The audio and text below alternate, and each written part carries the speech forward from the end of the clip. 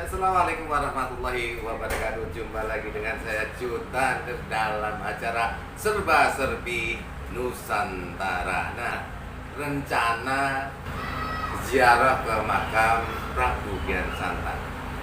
Boleh diperkenalkan dulu oleh pemirsa. Ya pemirsa, nama saya Haji Hasbullah dari Jamaah Masjid Jami Al-Hidayah Kemanggisan, Jakarta. Nah, di dalam ziarah ke Prabu Kian Santang, sebenarnya kenapa sih kita itu ziarah ke sana? Mungkin ada hikmah-hikmah yang terkandung di dalamnya. Ziarah itu memang perintah baginda Rasulullah SAW. Dengan kita berziarah, pertama kita akan ingat bahwa suatu saat kita juga akan berpulang ke rumah. Kemudian yang kedua, kalau kita berziarah kepada orang-orang soleh, para auliyaillah, tentu dengan berziarah ini kita minta keberkahan dan berziarah, doa kita insya Allah diijabah oleh Allah Subhanahu wa Ta'ala. Mungkin ada lagi.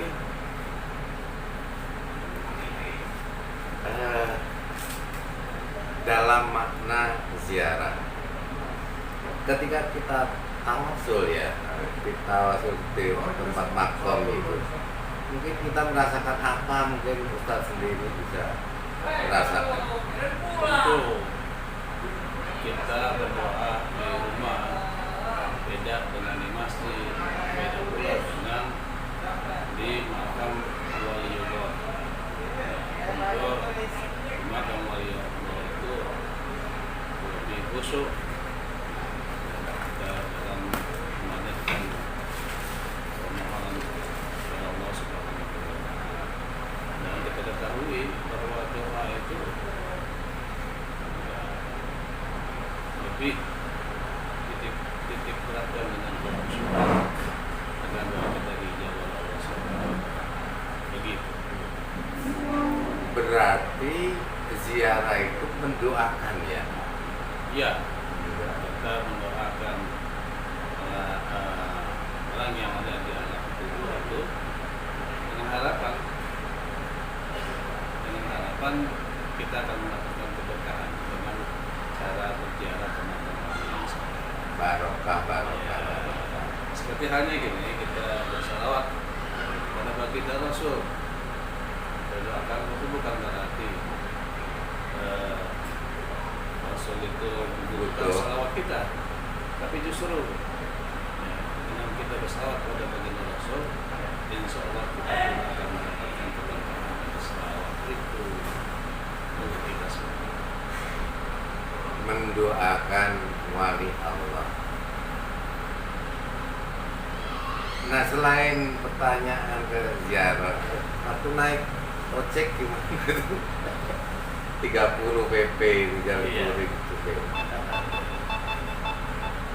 Maksudnya? Perjalanan naik gojek itu ada takut jatuh atau bagaimana gitu? Kan ngebut tuh, Iya. jalanannya juga kecil gitu kan? Iya. Itu adalah satu perjuangan ya. Ketika kita berziarah ke makam para waliullah, perjuangan, tantangan. Memang kita lihat tempat para auliyaillah itu biasanya kuburan-kuburannya itu memang agak sulit berada di tempat-tempat. Aneh nggak sih? Ngubur di tempat pucuk gunung kayak gitu itu? Ya mungkin ada beberapa hal ya. Mungkin karena dulu memang itu merupakan tantangan, kemudian evaluasi, atau juga memang dikubur di situ. Gitu. Ya, memang kalau pikiran kita, Logika kita. kita agak sulit lah. Ya. Tapi kita ketahui yang sulit kalau Allah memberkatinya. Nah, di tempat yang tinggi hingga naik ojek, bis turun naik ojek lagi. Saya itu berpikir tentang dulu yang makanannya itu mungkin dari daratan ke daratan yang rendah itu menuju ke daratan tinggi kan begitu jauh kayak gitu. Dan apalagi dulu itu kayaknya hutan loh, Iya. belum ada ini. Ya seperti halnya kalau kita menunaikan ibadah haji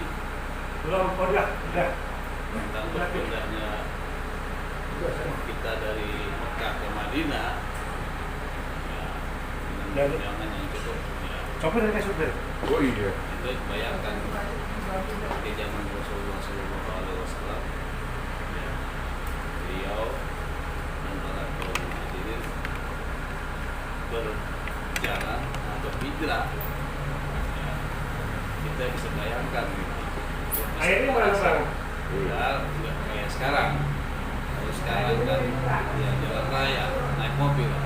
Bayangkan kalau dulu itu kayak pegunungan, ya nggak ada mobil, ya kecuali ya cuma jalan kaki atau naik kereta. Nah, ini agendanya setahun sekali atau pas ada Maulid Nabi? Nah, kalau agenda dari majelis taklim kita itu tiap tahun kita Setahun sekali. Iya, hijrah. Ada refreshing juga. Rihlah ruhiyah. Iya.